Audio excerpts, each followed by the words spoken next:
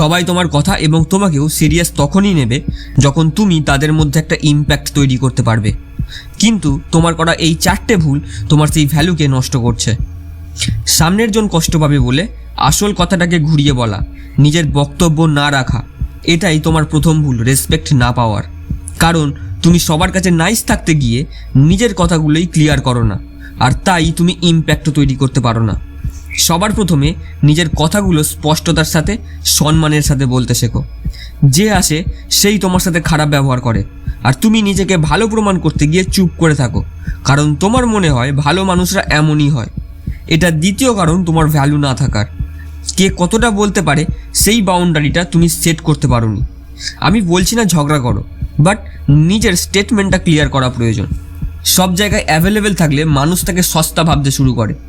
নিজের একটা ইম্প্যাক্ট তৈরি করতে চাইলে নিজের অ্যাভেলেবিলিটিকে প্রয়োজনের থেকে কম রাখো।